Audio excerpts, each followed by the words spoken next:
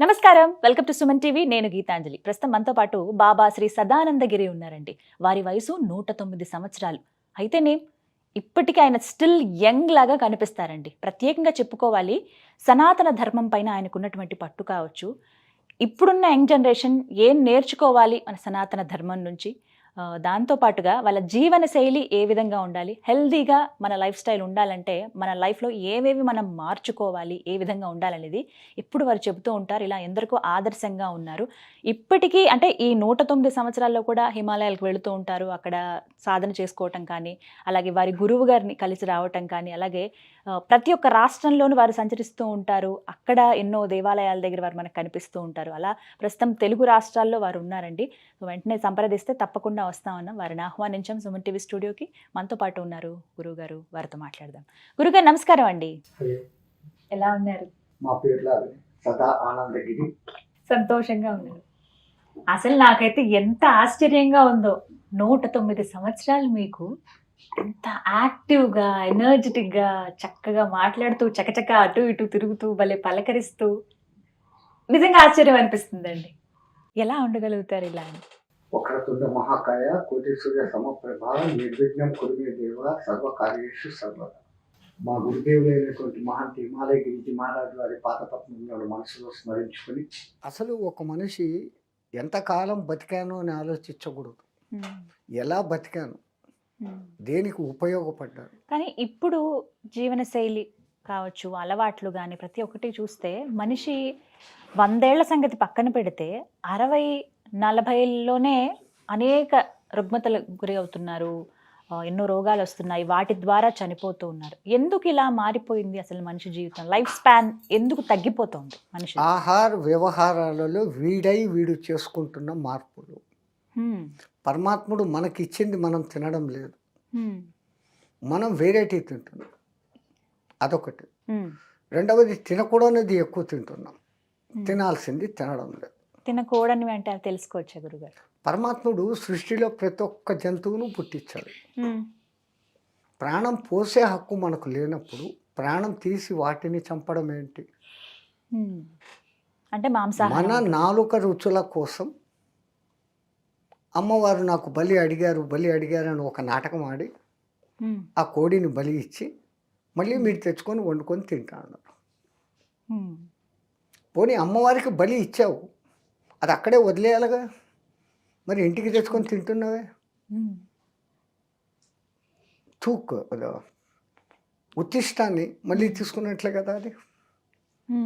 అసలు 100 కోళ్ళను నువ్వు తిన్నావు ఇంతవరకు జీవితంలో, ఒక్క కోడిని నువ్వు బతికించగలవా? శక్తి లేదు మనిషికి. మరి అటువంటప్పుడు వాటికి జీవించే హక్కు ఎంత ఉందో పరమాత్ముడు వాటికి వాటి ఆహారాలు ఇచ్చాడు. వాటికి ఆ దంత నిర్మాణము అట్లుంటుంది. పులువు లాంటి జంతువులకు మాంసాన్ని పీక్కు తినేలాంటి కూర పండ్లు ఉంటాయి. మనకు అలా లేవుగా. పండ్లు, ఫలాలు, కందమూలాలు. కానీ ఇప్పుడు జంతువులు ఇప్పుడు అలా తింటున్నప్పుడు వాటికి కూడా సృష్టించే ప్రాణం పోసే శక్తి ఉండదు కదా. ఉండదు. కానీ దానికి దేవుడు ఇచ్చిన ఆహారం అది. దేనికి ఏది ఇచ్చాడో వాళ్ళు అయ్యే దాని నియమాలు దాటడం లేదు. అవి ప్రకృతి విరుద్ధంగా అవి ప్రవర్తించడం లేదు. అందుకే అవి ఏవి కంటద్దాలు పెట్టుకోవటం లేదు, చోటు మిషన్లు పెట్టుకోవడం లేదు. వీడొక్కడే అడ్డమైన తిండ్లు తింటున్నాడు, మాకే వస్తున్నాయి అవన్నీ. స్పెట్స్ పెట్టుకుంటున్నాడు, కంటద్దాలు పెట్టుకుంటున్నాడు. ఇవి చూడండి, ఏ జంతువు అయినా చచ్చేంత మూమెంట్ వరకు దాని చెవులు పనిచేస్తాయి, కళ్ళు పనిచేస్తాయి, ఆనందంగా ఉండి అలా పడిపోయి చచ్చిపోతుంది. వీడు తట్పటాయించి ఇంకా బతకాల అనే తపనతో ఉంటాడు. వాడికి ఆ తపన లేదు, ఆ సెన్సు లేదు దానికి. కానీ చెప్తూ ఉంటారు, సాక్షాత్తు ఆ రాముడు అంతటి వాడే లేకుంటే కృష్ణుడే మాంసాహారాన్ని భుజించారు, వాళ్ళు తినగా లేనిది మేము తింటే తప్పొచ్చిందా అని కొంతమంది ఈ మధ్య బాగా అటువంటి శ్లోకాలు ఉన్నాయని నాకు చూపించండి. కొంతమంది చెప్తున్నారు ఈ మాట. చెప్పడం 112 మంది చెప్తారు. ప్రమాణం కావాలి కదా, ప్రామాణికం ఉండాలి. సరే, ఒకవేళ తిన్నారు, వాళ్ళ యుగంలో వాళ్ళు తిన్నారు. రాముడు క్షత్రియుడు అంటే బలం కావాలి. ఒకవేళ తిని ఉండవచ్చు. రాముడు ఏం తిన్నాడు అట్లా ఉండేది కాదు. రాముడు ఎట్లా ఉన్నాడో నువ్వు అట్లా ఉండేకి చూడు. అంతే తప్ప రాముడు ఏం తిన్నాడు, రాముడు కోళ్ళు కుక్కలు తిన్నాడు నేను తింటాను అంటే రాముడిని అడ్డం పెట్టుకొని నువ్వు తింటున్నావు. ప్రతిదీ నిన్ను సమర్థించుకునేకి ఆ దేవుళ్ళ పేర్లను కూడా కలుపుతాడు. కృష్ణుడు యాదవుడు, వాళ్ళకు మద్య మాంసాలు సహజం, తాగి ఉండొచ్చు, తిని ఉండొచ్చు ఒకవేళ అట్లా అనుకుంటే కూడా. ఆ యుగంలో వాళ్లకు అది ధర్మం. ఇప్పుడు కలియుగంలో అసలు ఈ మనుషులు మీరు అన్నట్లు 100 ఏళ్ళు బతకలేకపోతున్నారు అంటే తొందరగా జీర్ణం కాని ఈ మాంసాహారాలు, అతి మసాలాలు. మాంసాహారం అంటే అతి మసాలాలు వాడాలి, ఆ కంపు రాకుండా ఉండేదానికి ఇచ్చేస్తాం, నీచు వాసన ఉండకుండా ఉండడానికి. అవును, అవునా? అవునండి. సరే, మరి నీకు ఆ మాంసాహారం అంత ఇష్టం అంటే జంతువులు తిన్నట్లు నువ్వు పచ్చి మాంసం తినగలవా? అమ్మో, అస్సలు. పోనీ ఇంకో తమాషా, ప్రపంచంలో ఏ జంతువు ఉడకేసి తినడం లేదు, రేపటికే దాచిపెట్టుకొని తినడం లేదు. మనం ఈ దిక్కుమాలిన ఫ్రిడ్జులు పెట్టుకుంటాం, వారం రోజులు 10 రోజులు అయినా కానీ దాంట్లో నుంచి తీసి తింటాం. అంత డేంజర్ అండి ఫ్రిడ్జ్? ఎస్, మన ఇంటెస్టైన్స్, పేగులు, దాని పొడుగు, దాని పనితనము ఒక లిమిట్ ఉంది. ఆ లిమిట్కి మించి దానికి వేస్తే ఆ మిషన్ ఎన్నాళ్ళు పనిచేస్తుంది? మిషన్కు ఇంత లోడ్ ఉంటుంది, ఆ లోడ్కు మించి లోడ్ వేస్తాం, పనిచేస్తుంది 10 దినాలు 15 దినాలు, ఎవ్రీ డే అదే లోడ్ వేస్తే అది దెబ్బతింటుంది. సేమ్ థింగ్, రోగాలకు కారణం పుట్ట, రోగాల పుట్ట. సాత్వికాహారము, టైంకు ఆహారం. ఒక మనిషి హెల్దీగా ఉండాలంటే అసలు తన జీవన శైలి ఏ విధంగా ఉండాలి? బ్రహ్మముహూర్తం అనే 3:30కు లేకపోతే పోయింది.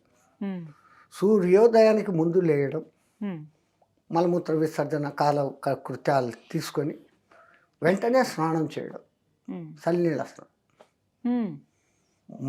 ఆ టైంలో నీళ్ళలో ఎలక్ట్రిఫికేషన్, ఎనర్జిఫికేషన్ అనే 2 శక్తులు ఉంటాయి. 5 గంటలప్పుడు సూర్యుడు అప్పుడే బయటకు వచ్చేదానికి ముందు ఆయన అరుణ కిరణాలు వచ్చి ఉంటాయి. ఆ కిరణాలలో ఆల్ఫ్రారెడ్, ఇన్ఫ్రారెడ్ లాంటి హాని కలిగించే కిరణాలు కాకుండా మనకు ఆరోగ్యం కలిగించే కిరణాలు ఆ టైంలో ఫ్లో అవుతూ ఉంటాయి, ఆ నీళ్ళ మీద పడతాయి. అందుకే చలికాలంలో నదుల్లో నీళ్లు వెచ్చగా ఉంటాయి, నిజం. వేసవి కాలంలో నీళ్ళు చల్లగా ఉంటాయి. ఎంత అద్భుతం చూడండి, ప్రకృతి మన కోసమని అంత ఏర్పాటు చేసింది. అనుకూలంగా మనము హాట్ వాటర్ లేకుంటే స్నానం చేయలేము అంటున్నాం. వేడి నీళ్లు పోసుకోగానే ఈ మాంసకండరాలన్నీ అప్పటికప్పుడు ఇమ్మీడియట్గా ఫ్లెక్స్ అవుతాయి. ఎంత ఫ్లెక్స్ అయినాయో అంత మళ్ళీ బిగుసుకుంటాయి. కానీ చన్నీళ్ళు అట్లా కాదు. అందుకే ఉదయం పూట చన్నీళ్ళతో స్నానం చేస్తాం. తర్వాత చేతనైంది ఎవరైనా గురువు చెప్పిన మంత్రం, లేదు మనకు తెలిసిన శ్లోకాలు, ఇది ఏదీ లేదు. లోకా సమస్తాని సుఖినో భవంతు, సర్వే జనం సుఖినో భవంతు, అది కూడా చెప్పాల్సిన పని లేదు.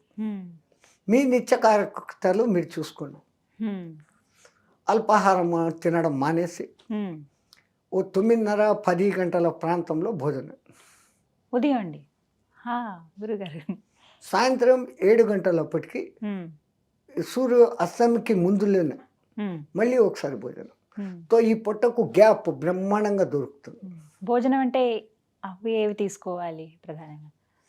ఈ దక్షిణాది వాళ్ళు ఎక్కువ రైస్ తింటాం. మీరు రైస్ ఇంత తింటారు, సబ్జీ ఇంత పెట్టుకుంటారు, సబ్జీ కాయగూరలు ఇంత పెట్టుకుంటారు.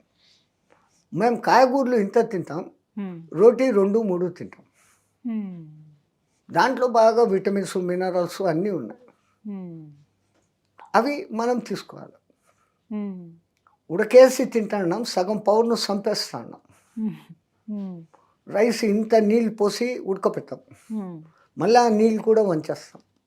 దాంట్లో ఉన్న సమస్తము బయటికి పోయింది, జస్ట్ కార్బోహైడ్రేట్స్ ఉంది, అది మట్టుకు తింటున్నాం. మళ్ళీ నాకు ఈ బలం రావాలంటే ఎక్కడ? సెకండ్, అవి పాలిష్ బియ్యం వైట్ ఉండాలి, డబుల్ పాలిష్, ట్రిపుల్ పాలిష్ అంటారు. ఆ పొట్టులో ఉన్న శక్తి పోతా ఉంది. పాతకాలం ప్రజలు వరి దంచుతారు, అవి పై పొట్టే పోతుంది, వాటిని తీసేస్తారు. ఒక పట్టు బియ్యం 3 లేయర్స్ ఉంటాయమ్మా. పై పొట్టు ఒకటి కాకుండా లోపల ఇంకోటి, లోపల ఇంకోటి, ఆ తర్వాత బియ్యం.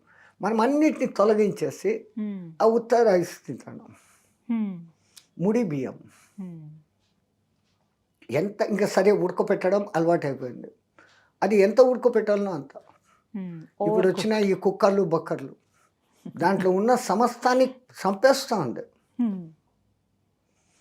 ఆ సూర్యకిరణాలు పడుతూ ఉన్నప్పుడు ఉడకపెట్టిన ఆహారం వేరే, మీరు ఇంటి లోపల కుక్కర్లో పెట్టింది వేరే. కానీ ఇప్పుడు అంత అవకాశం ఉండట్లేదు కదా గురుగారు. అపార్ట్మెంట్ కల్చరు, సిటీ లైఫ్, బయట లేదు, వండుకునేది మామూలుగా వండండి. అంటే గంజి వార్చేలాగా. గండి వాచేది కూడా లేదు. మీరు అంటారు అది లెవెల్ పెట్టి, అది ఇంకా ఉత్తమం. గంజి పోదు, అది కాస్త బలం ఉంటుంది. ఆ విధంగా 2 పూట్ల అన్నమే తినాలా, తినొచ్చు? అది ఇది మీ అలవాట్లు. నైట్ టైంలో సాధారణంగా తక్కువ తినాలి. ఈ మిషన్ 9 వరకు పనిచేస్తుంది. 9 వరకు నిద్రపోం, 5:30, 6కి తిన్నాం. మనకి నచ్చేది మాట్లాడేది, దోస్తు, సినిమా, పాడు, Pardes, what ever it may be, ఇవన్నీ చేసుకుంటాం. 9 లోపల ఫుల్ అయి రెస్ట్గా ఉంటుంది. అప్పుడు నిద్రపోతాం, ఇంకా రెస్ట్ తీసుకుంటుంది, యాక్టివ్ అవుతుంది. ఫినిష్. మళ్ళీ నెక్స్ట్ డే 10 o'clock అలా. మనం బాడీకి ఏం అలవాటు చేస్తే అది తీసుకుంటుందమ్మా. మనమే పొద్దున టిఫిన్ లేకుంటే నేను ఉండలేను అనేది మైండ్లో ఫెటప్ చేసుకున్నాం. కానీ బ్రేక్ఫాస్ట్ అనేది స్కిప్ చేయొద్దు, చాలా అనర్థం అది అని చెప్పి ఆధునిక పద్ధతులు కొన్ని చెప్తా ఉండరు. సో ఇప్పుడు మేము చెప్పిన బ్రేక్ఫాస్ట్కు భోజనానికి 1.5 hour తేడా. 8 o'clock you are taking breakfast. So extend it for to 1.5 hour. 9:30, 10. ఇది మా వైపు విధానం. మేము ఇక్కడ వచ్చి తిరిగినప్పుడు ఆ వాళ్లకు మేము కష్టం కలిగించలేము. నాకు ఈ రూల్స్, నాకు ఇట్లే కావాలా, ఏం లేదు. వాళ్ళు ఎప్పుడు వండి పెట్టినా, 2కి వండి పెట్టినా, మధ్యాహ్నంకి పెట్టినా, పొద్దున టిఫిన్ తెచ్చి ఇచ్చినా వాళ్ళ తృప్తి కోసం మేము తినేస్తాం.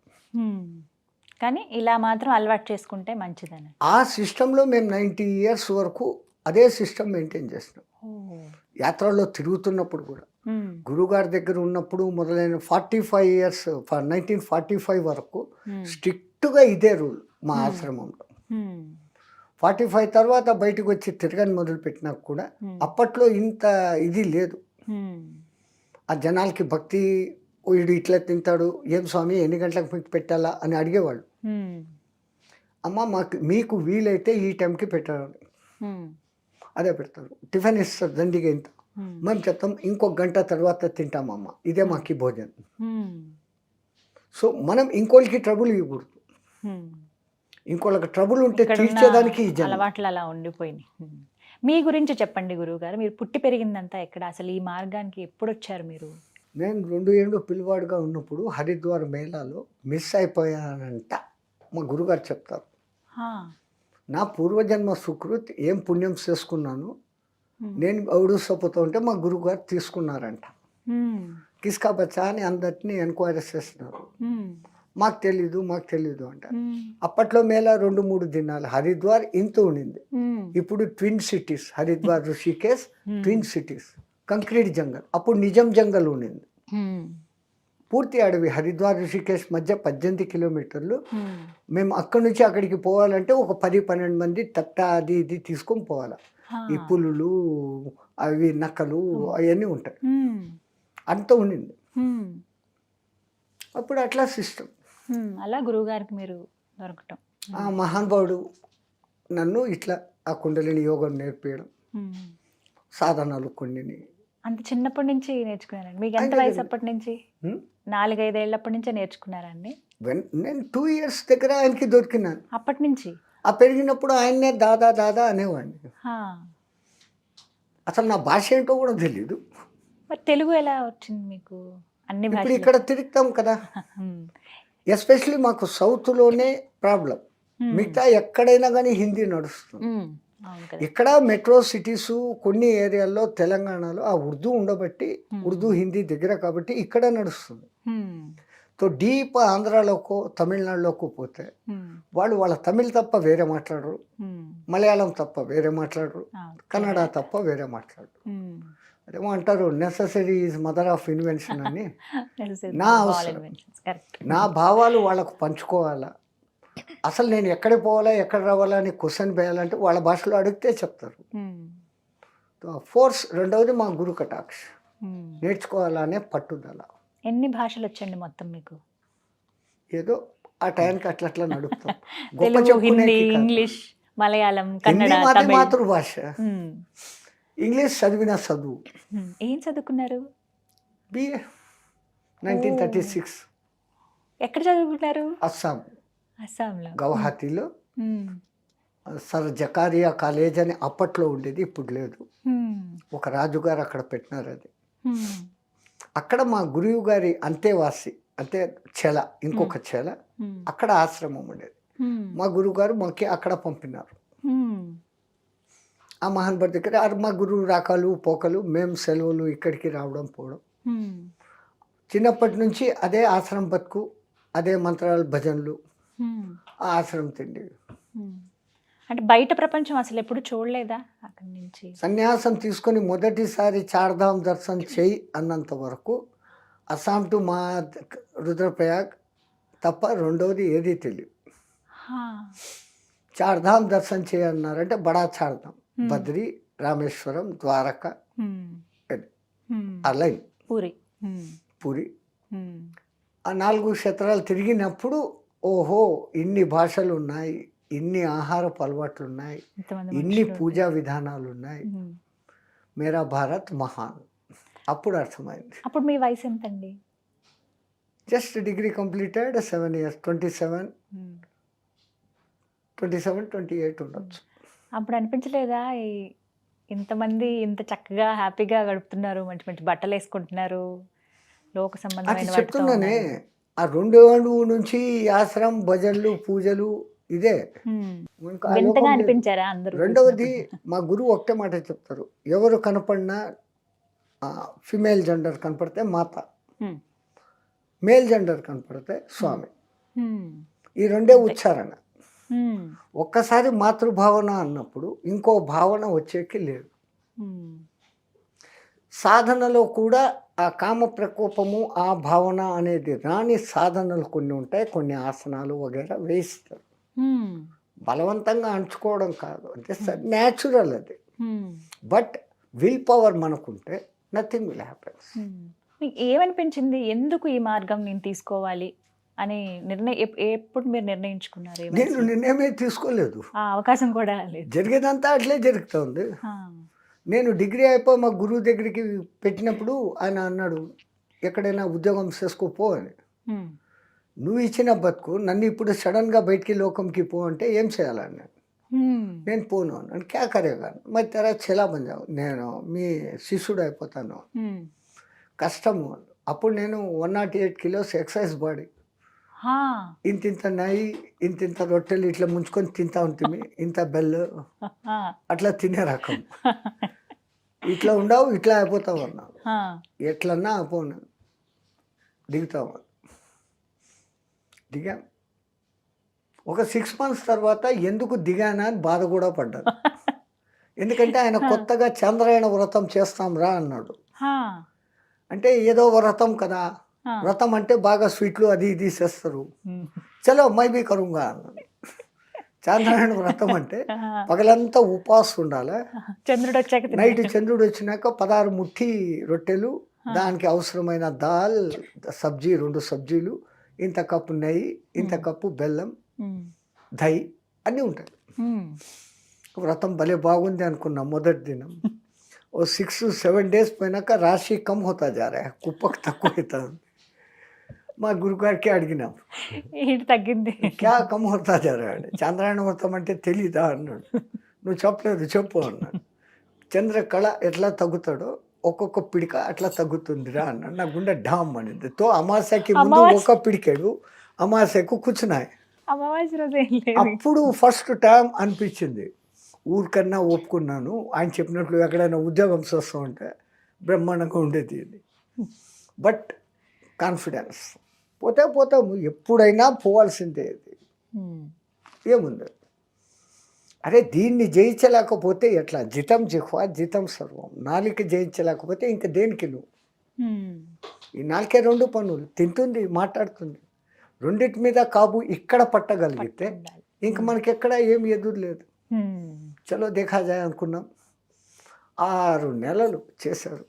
సడన్గా 8 से 2 दिन नहीं खाना అంటే హ్మ్. మళ్ళా ఒక 10 days హ్మ్. మళ్ళా 3 दिन नहीं खाना హా. ఇట్లా 11 రోజులకి తీసుకొని వస్తున్నారు. హా. అప్పుడు టైర్డ్ అయిపోయి ఇట్లా కొంచెం కొంచెం సంపేకి బదులు ఒకేసారి సంపాయి ఎందుకు ఇట్లా చేస్తుండవు అని అన్నాడు. పగాలి నువ్వు ఇంక మీదట బయట తిరగాల, దొరకచ్చు దొరకపోవచ్చు, హ్మ్. అప్పుడు ఎలా నువ్వు ఉంటుంది? ఇట్లా అని అడగకూడదు. ఇట్లా అన్నావంటే ఇట్లా అనే గుణం పోతుంది. హ్మ్. భీక్ మంగాతో ఆశీర్వాద్ దేనే కా పవర్ జాయేగా. కాబట్టి నీ చెయ్యి ఎప్పుడు ఇట్లా ఉండాలి, ఇట్లా ఉండరా, హ్మ్. అయాచితంగా ఉండాలి కదా. అందుకనరా ఈ ట్రైనింగ్. హ్మ్. అట్లా ఆ మహానుభావుడు ఈ కట్టెను అట్లా మోల్డ్ చేస్తున్నాడు. హ్మ్. జరిగిపోయింది. ఇన్నేళ్ళు 90 ఏళ్ళు గడిచింది అలా. హ్మ్. ఇప్పుడు గురువుగారు, మీ గురువు గారండి. ఆయన గారు కాలం చేశారు. 143 years ఏజ్లో ఆయన కాలం చేశారు. మా దాదా గురువు గారు 201 years ఉన్నారు.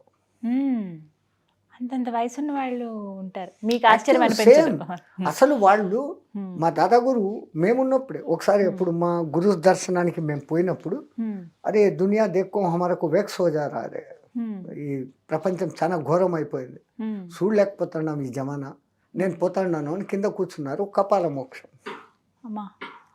విత్ ఇన్ 3 minutes కూర్చున్నాయన కూర్చున్నట్లే ఉన్నాను. జీవుడు ఎగిరిపోతాడు. కుండలిని యోగంలో ఆ అదృష్టం ఉంది. ఎప్పుడు అనుకుంటే అప్పుడు ఈ కట్టని ఇక్కడ వదిలేయచ్చు కానీ మాలాంటి వాళ్ళకి ఏంటంటే తిండి తినకపోతే ఇంకా అంతే అని అనుకుంటారు. ఈ ఫీలింగ్ మెయిన్. అమ్మో తినకపోతే నేను బలహీనమవుతాను అనేది మన తాత తండ్రులు చెప్పి చెప్పి చెప్పి మన జీన్స్లో దాన్ని ఎక్కిచ్చేస్తారు. ఐ కెనాట్ లేదు, నేను కాదు, నేను కానీ దానికి చేయలేను. తగ్గట్టుగా కూడా అనారోగ్యాలు వస్తున్నాయి కదా గురువుగారు. గ్యాస్ ఫామ్ అయిపోవడము, కళ్ళు తిరిగిపోవడము. సేమ్ అదో ఈ తిండి టైంకు తినకపోవడం ఒకటి, తినకూడనేటివి తినడం ఒకటి, అధిక మసాలాలు తినడము, ఈ కుక్కర్లు బగ్గర్లు ఏంటివి వచ్చినాయి, అవన్నీ ఏం చేస్తా కడుపులో గ్యాస్ ఫామ్ చేస్తా. వాటి వల్లే అని అర్థం. చాలా అంతా మా సంతోషం అండి. గురు కటాక్షం. నమస్కారం. జై శ్రీమన్నారాయణ.